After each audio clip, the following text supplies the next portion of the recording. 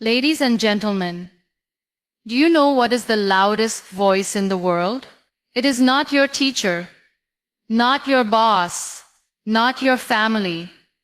It is the voice inside your own head, the one that whispers when no one else is around.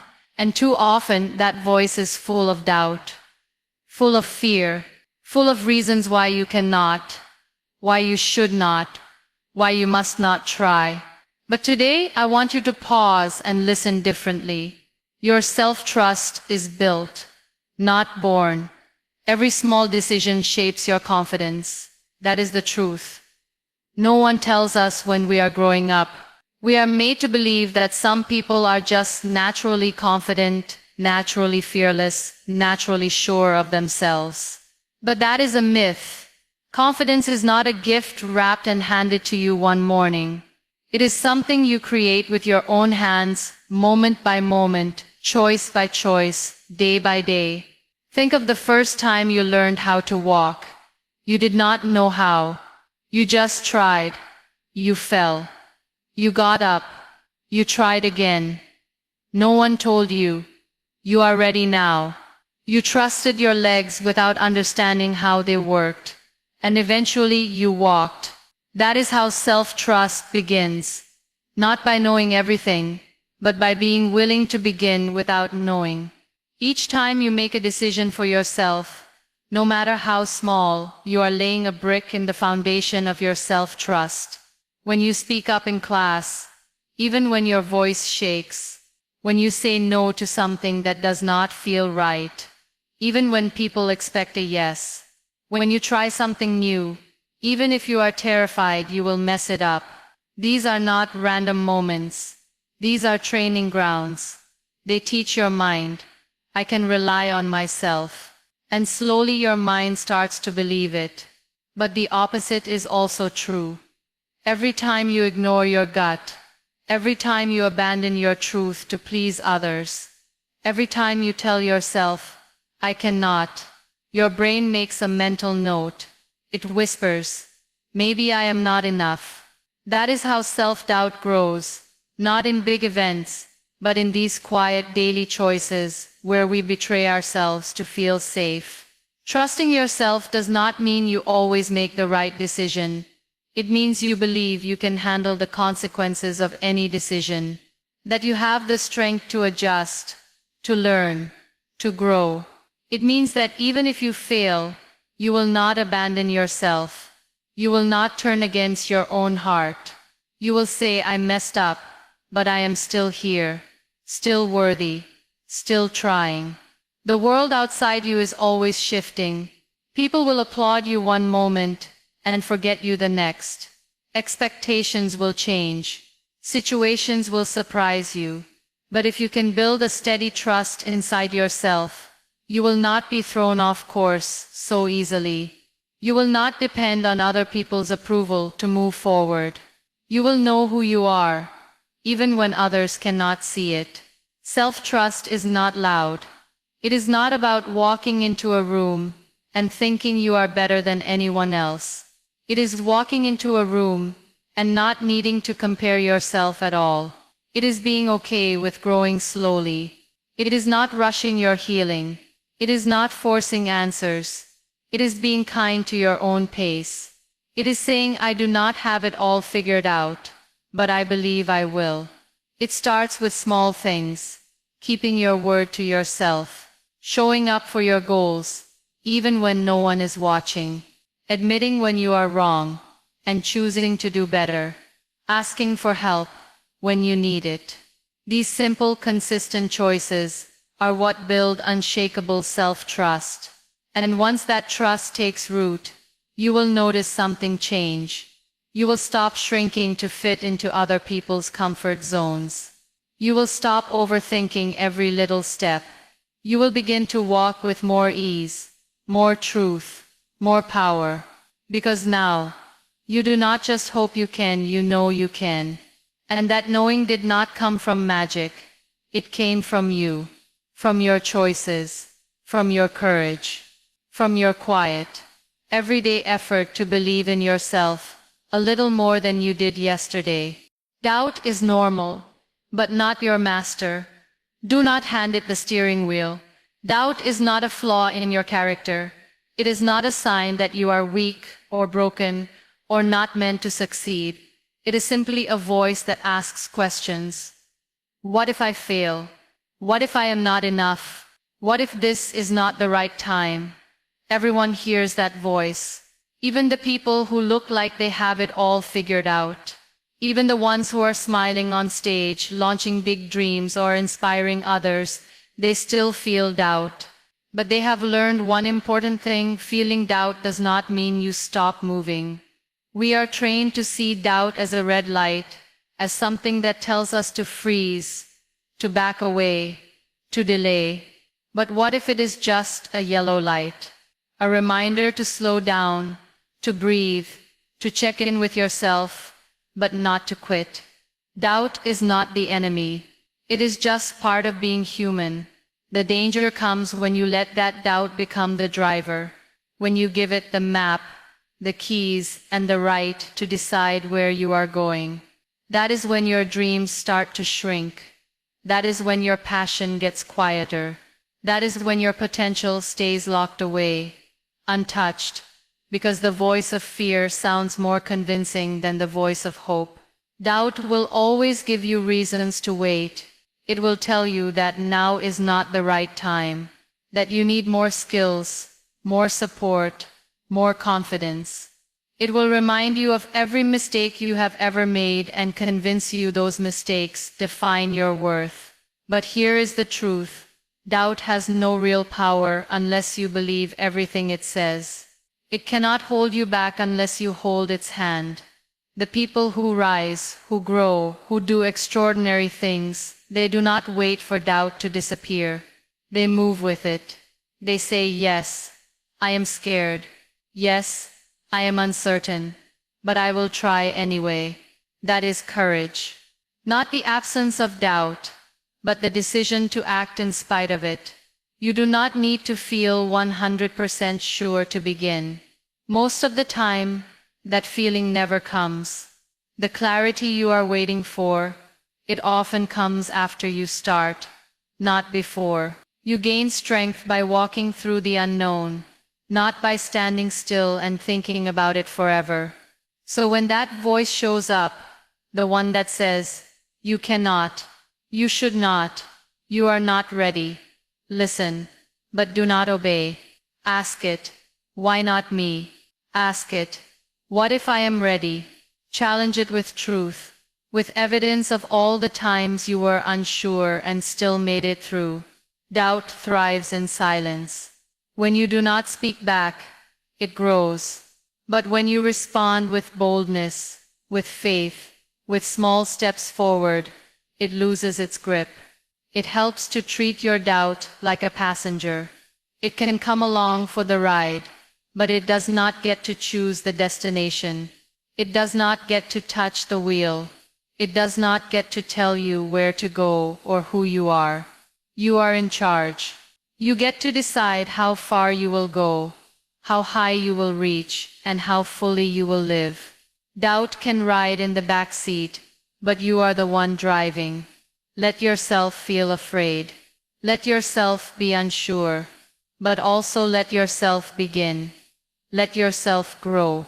Let yourself succeed, not in the absence of doubt, but in the presence of it. That is real power. That is how you become someone who trusts the journey more than the noise inside your head. That is how you remind yourself, over and over again, that while doubt may visit, it does not get to stay. Action creates clarity. Start before you are ready. That simple truth is one of the hardest things to accept when you are standing on the edge of something new. Your mind tells you that you need more time, more information, more certainty. You think that if you wait long enough, the fear will go away and the answers will appear. But clarity does not come from thinking alone. It comes from doing. It comes from stepping into the unknown, even when your hands are shaking and your voice is unsure. There is something magical that happens when you take action. It shifts your focus from what might go wrong to what you can learn. It silences the noise of overthinking, because now your energy is moving. You are not stuck in your head anymore. You are doing something, anything, that pulls you forward. And in that forward motion, you begin to understand what works, what doesn't, and most importantly, what you are capable of. So many people stay trapped in the planning phase of life. They have ideas, dreams, goals, but they keep polishing the plan, adjusting the timing, waiting for the stars to align. The problem is, the perfect moment never comes. Life is messy, unexpected, unpredictable, and if you wait for everything to be just right, you will spend your whole life getting ready and never begin. You will never feel fully ready. That is not a weakness, it is part of the process. Readiness is a feeling that grows with movement. The more you act, the more prepared you become. The more you try, the more confident you feel. You do not need to have it all figured out. You only need to take the next step, the one in front of you. That step will lead you to the next, and then the next. Slowly the fog starts to clear. You see the path, not because someone hands it to you, but because you chose to walk through it. When you take action, you start to discover your own strength. Not the imagined strength you hope you have someday, but the real strength that shows up when you take that first leap. You find out that you are more resilient than you thought, that failure does not break you, it builds you. That fear is not the end, it is just the beginning of something real. You will make mistakes, you will feel confused, but those moments are not proof that you are failing. They are signs that you are learning. Growth is not clean or easy. It is uncomfortable and uncertain. But the discomfort is where the clarity lives. That is where you meet the real version of yourself. The one who tries anyway. The one who gets back up. The one who refuses to let hesitation win. Every big thing you admire started small. Every expert was once a beginner. Every confident person once stood where you are, unsure of themselves, unsure of the outcome. What made the difference? They moved. They acted. They tried. And because they did, they grew. There is power in beginning before you feel ready. There is power in showing up even when your mind says, wait. Action will teach you what waiting never will. It will give you feedback, insight, experience. It will guide you to the truth, not the imagined version of life, but the real one. You do not need the full picture, you do not need the perfect plan. You just need the courage to begin with what you have. Take the step, make the call, share the idea, sign up for the class, open the door, do the thing. Start messy, start afraid, start small, but start. Because when you move, the path becomes clearer, the doubts grow quieter, and slowly you stop searching for certainty and start building it yourself. Fear does not mean stop, it means something matters. That feeling in your chest, the tightening, the hesitation, the voice that whispers, what if it goes wrong? It is not a sign that you are on the wrong path. It is actually a signal that you are stepping into something meaningful. Fear often shows up when you are about to grow, when you are standing at the edge of change, when something deep inside knows that this next step could shape your future in ways you cannot yet see. We are taught to see fear as danger, as a wall, as a red light, telling us to turn around. But not all fear is about survival. Sometimes it is about significance. You feel fear before you speak your truth, before you take a risk, before you show your heart. Not because those things are wrong, but because they matter. If it did not matter, you would not be afraid. If it was meaningless, your heart would not race. Fear shows up to tell you, pay attention. And here is the beautiful thing. Fear is not always your enemy.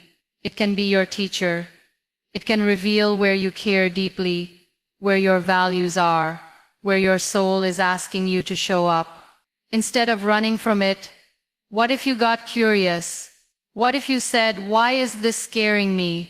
You might find that the fear is rooted in your desire to be seen, to be accepted, to succeed. And those desires are not weaknesses. They are proof that you are alive, that you still have dreams. So many people wait for fear to disappear before they begin. But fear is not something you erase. It is something you move with.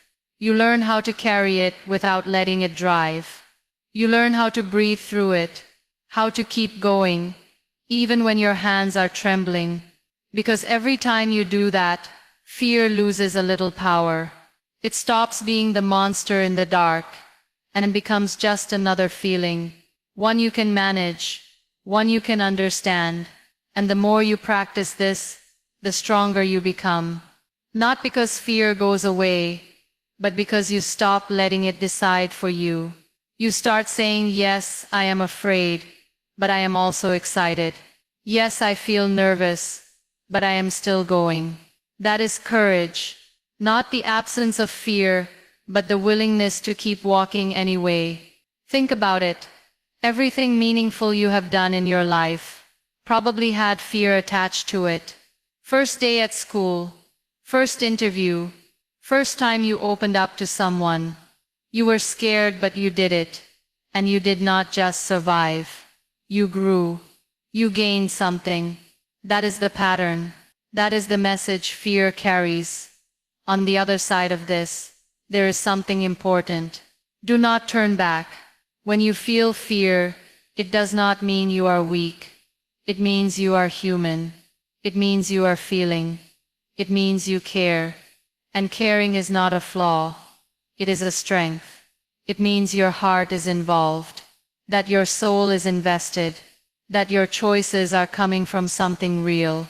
Let that guide you. Let that remind you that fear is not a wall. It is a doorway, a test, a threshold you are meant to cross. So when fear comes, do not shrink. Do not silence yourself. Do not assume you are not ready. Instead, pause and listen. Let the fear remind you that you are close to something that matters. Then take a deep breath and move. Even if it is a small step, even if your voice shakes, even if you do not know what comes next, you will learn on the way. You will adjust. You will grow into the person who once thought this step was impossible. And one day you will look back and realize that fear was never the enemy. It was the signal. The signal that you were on the edge of something brave, something real, something worth doing. Speak to yourself the way you would to someone you love. It sounds simple, but it is one of the hardest things to do. Most of us walk through life talking to ourselves in ways we would never dare speak to another person. We say things like, "You are so stupid. You always mess things up. No one will ever take you seriously." We don't even notice it because the voice is familiar. It has been there for years, whispering criticism in moments of weakness, shouting blame in moments of failure, staying quiet only when we are perfect, which is never. But imagine, just for a moment, saying those same words to someone you care about deeply, to your little sibling, to your best friend, to your child. Imagine looking into their eyes when they are hurt, when they've made a mistake, when they're doubting themselves, and telling them, "You are worthless." It would crush them. It would break their spirit. Yet we do this to ourselves every day, as if we deserve it. The truth is, you are not lazy. You are not weak. You are not a failure. You are a human being trying to make sense of a complicated life. You are carrying burdens that no one sees. You are healing from things you don't even talk about. You are doing your best in a world that often asks too much and gives too little. And if you truly want to grow, to become someone better, it starts with being kinder to yourself. Self-love is not standing in the mirror and repeating cheesy affirmations. It is not pretending to be happy all the time. It is not about ignoring your flaws. Self-love is about creating a safe space within yourself, where you are allowed to be imperfect, where you are allowed to rest, where you are allowed to feel confused, broken, scared, and still be worthy of compassion. Think of the people who have helped you in life. What made them special? It was not their perfection. It was their presence, their kindness, their ability to make you feel seen and heard. You have that power too. You can offer it to yourself. You can become the voice that says, "It's okay, I forgive you. We'll try again tomorrow." The more you practice it, the more you will notice a shift. Your inner world becomes gentler. The pressure begins to lift. You stop living like you are in a constant war with yourself. You start to breathe, to focus, to try. Not because you are chasing approval, but because you finally feel safe enough to grow. Speaking kindly to yourself does not mean lowering your standards. It means raising your support, holding yourself accountable with love, not fear, encouraging yourself without shaming your mistakes, saying, "I could have done better, but I am learning," instead of, "I am hopeless." That small shift can change everything, because when you are no longer afraid of your own voice, you start taking more risks. You start stepping into challenges with courage. You start choosing things that are good for you, not because you have to, but because you believe you deserve good things. The words you say to yourself become your home, and if that home is filled with criticism, you will never feel comfortable in your own skin. But if that home is built with patience, understanding, forgiveness, and love, then you create a place where growth is possible, where change feels safe, where you are no longer surviving yourself, but supporting yourself. You do not need anyone's permission to speak gently to your heart. You do not need to wait until you've achieved something big. You are worthy of kindness right now, just as you are. You would never talk down to someone you love when they're struggling. So why do it to yourself? Your voice matters. Your words matter, especially the ones you say when no one else is listening. You are not defined by others' beliefs. Own your story. This world will always have something to say about who you are, what you should be, and how far you can go. People will make assumptions, form opinions, and create boxes they think you belong in. Some will label you based on your past, some based on your silence, some based on the version of you that fits their comfort. But you were not born to live in anyone else's story. You were born to write your own. Every person you meet is seeing you through their own lens, colored by their fears, their values, their expectations. But their lens is not your truth. Their belief about you is not your boundary. Just because someone does not see your worth does not mean you are not worthy. Just because someone cannot imagine your success does not mean you cannot create it. Their vision is limited by their experiences, not by your potential. It is easy to fall into the trap of needing approval, to want others to validate your dreams, to support your choices, to celebrate your steps. But not everyone will, and that is okay. You are not here to be understood by everyone. You are here to understand yourself, to be loyal to your purpose even when it goes against the crowd, to stand by your values even when they make others uncomfortable. You are not your mistakes. You are not your lowest moment. You are not the version of yourself someone else froze in time. You are a living, evolving, becoming human being, and you have every right to grow beyond the roles people assigned you. Maybe they saw you as too quiet. Maybe they called you average. Maybe they thought you would never make it. That is their story. You do not have to live in it. Owning your story means accepting where you come from without letting it trap you. It means looking at your past and saying, yes, that happened, but it is not the end. It means reclaiming your identity from the hands of others and writing a new chapter with your own pen. You choose the tone. You choose the pace. You choose who gets to be part of the next page. And sometimes, owning your story means letting go of people who refuse to see the new you, the healed you, the growing you. Some people will always see you through the lens of who you used to be. They will resist your change because your growth makes them question their own. Do not shrink to keep them comfortable. Do not hold back to meet their limited version of you. Rise anyway. You will feel tempted to explain yourself, to prove your worth, to argue with those who doubt you. But the most powerful thing you can do is to keep building, keep becoming. Let your life be the evidence. Let your peace, your resilience, your quiet confidence speak louder than their disbelief. Your story is not for everyone to approve. It is for you to live fully, to breathe in deeply, to walk in proudly, and to keep rewriting with intention. There will be edits, there will be plot twists, but through it all, you remain the author. The world may try to hand you a script. It may try to tell you who you should be, but you can always put it down and write your own. This is your story. You get to decide how it unfolds. You get to decide what matters. You get to choose what you carry forward and what you leave behind. Not because others gave you permission, but because you finally gave it to yourself. You stepped out of the shadow of their beliefs and stood in the light of your truth. That is where you begin again. Not with their words, but with your voice. Not with their limitations, but with your choice to rise. You are your own rescue. Stop waiting to be saved.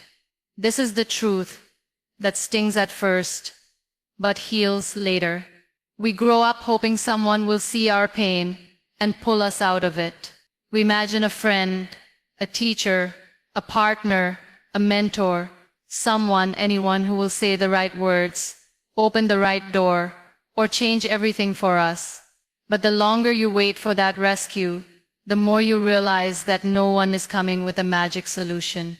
The real savior is you, the one who wakes up with your thoughts, the one who cries your tears, the one who stands in your shoes every day. It is not easy to accept. Sometimes it feels unfair. You want help. You deserve help. And yes, support is beautiful and necessary, but it is not the same as rescue. Rescue means someone doing it for you, someone fixing it for you. And that is not how real transformation works. Because no matter how much someone loves you, they cannot crawl inside your soul and rewrite your beliefs. They cannot fight the battles inside your mind. They cannot choose courage for you. That is your work. And when you stop waiting for someone else to save you, something powerful happens. You begin to rise. Slowly, yes. Imperfectly always. But you rise. You begin to take small steps. Not because someone is holding your hand, but because you finally decide that your healing matters. Your peace matters. Your dreams matter. You stop outsourcing your strength and start discovering it inside yourself.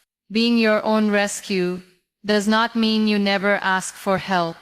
It means you stop waiting for help to be the answer. You learn to sit with your struggles, to breathe through the hard days, to look yourself in the mirror and say, "We are not giving up." You learn how to be your own safe space, how to comfort yourself in silence, how to rebuild when no one sees the ruins. It is not about becoming a superhero.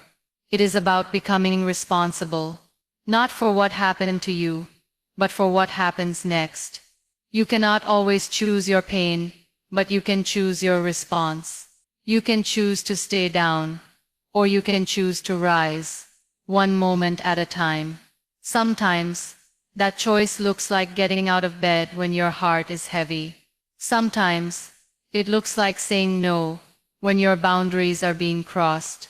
Sometimes, it is as simple as drinking water, taking a walk, writing one sentence, making one decision. The point is, you do not need to have it all figured out to take control of your story. You just need to start treating yourself like someone worth saving, like someone whose time is valuable, like someone whose happiness is not a luxury, but a necessity. You become the one who stops abandoning yourself, the one who shows up for yourself again and again, the one who chooses truth over comfort, growth over familiarity, healing over numbness. And along the way, you realize you are stronger than you ever imagined. You realize that waiting kept you small, but action made you brave. You realize that even if no one claps, no one notices, no one understands, you still rise. Because now you are not doing it for applause. You are doing it for peace, for freedom, for the life that only you can create. Being your own rescue is not a moment. It is a mindset. It is a daily practice of choosing yourself in ways that matter. It is refusing to sit in the darkness when you can light a candle. It is refusing to live silent when your voice was meant to be heard. It is knowing that while others can walk beside you, the real journey belongs to you. Only you can take the first step. Only you can decide when enough is enough. Only you can choose to stop waiting and start becoming. You do not need to see the whole path to take the first step. This is one of the hardest things to accept when you are trying to build a life that feels right to you. We are so used to clarity. We want the full picture. We want to know exactly where we are going, how long it will take, what problems we will face, and how everything will turn out in the end. But life does not work like a GPS. It does not show you every turn before you start. It asks you to move with faith, with courage, and with a willingness to figure it out as you go. Think about how many things in your life began without full certainty. You did not know what kind of student you would be until you entered the classroom. You did not know how your friendships would grow until you opened up. You did not know how strong you were until you were forced to be. The truth is, most of the greatest moments in life come from walking into the unknown, not because you were sure, but because you were willing. The first step is always the hardest. It is the one where your doubts are loudest, where your fear is strongest, where everything inside you wants to wait just a little longer. You start to tell yourself stories that you need more time, more preparation, more guidance. But those are often just delay tactics disguised as logic. The only way to learn is by doing. The only way to grow is by moving. The only way to know the next step is to take the one in front of you. This does not mean you should be reckless. It means you should not be paralyzed. Planning has its place, but over-planning can become a cage. You cannot control every outcome. You cannot guarantee success, but you can control your effort, your mindset, your willingness to learn. And those things are more powerful than a perfect plan. So what if the path is unclear? So what if you do not know exactly what comes next? You will learn. You will adjust. You will figure it out, one step at a time. And with each step, the path reveals itself. What once felt hidden becomes obvious. What once felt impossible becomes part of your story. But none of it happens until you move. There is something brave about walking forward without knowing it all. It means you trust yourself. It means you are ready to grow. It means you believe that no matter what happens, you will find a way. That belief is more important than certainty. Because certainty can disappear in a second, but belief stays with you. Belief pushes you when things are hard. Belief keeps you steady when the world feels shaky. You do not need the approval of others to start. You do not need all the answers to start. You do not need to be perfect to start. You just need to begin. That first step might be quiet. It might be messy. It might not look impressive. But it is everything. It is the beginning of change. The start of something new. The moment you say, I may not know the whole way, but I know I cannot stay where I am. That is enough. That is more than enough. Because people who wait for the full path often never begin. But people who take one step, even when the road is blurry, end up going places they never imagined. One step at a time is how every mountain is climbed. One decision, one action, one choice. That is all it takes to break the cycle of waiting and step into the life that is waiting for you. You do not need to see the finish line. You just need to move toward it, one steady step at a time.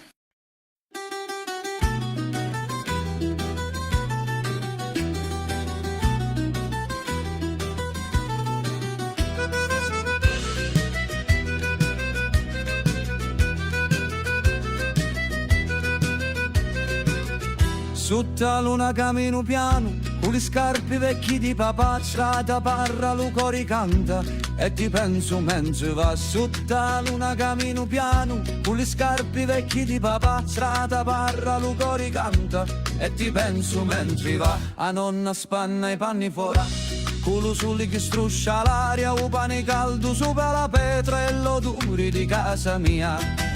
Vento di casa, portami a tia, tra le mura du paese mia. Se tu mi chiami, torno con tutto, chianta un limone, ti dugno lo frutto.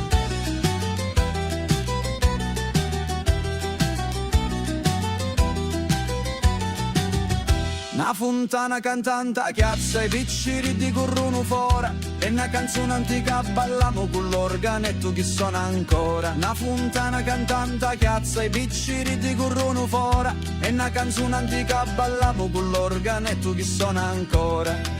E se lontano vai non scordare, che ogni pezza cagati si può ricostruire. Lo cuore mio sempre ti sapi, torna a casa che lo cielo t'abbraccia.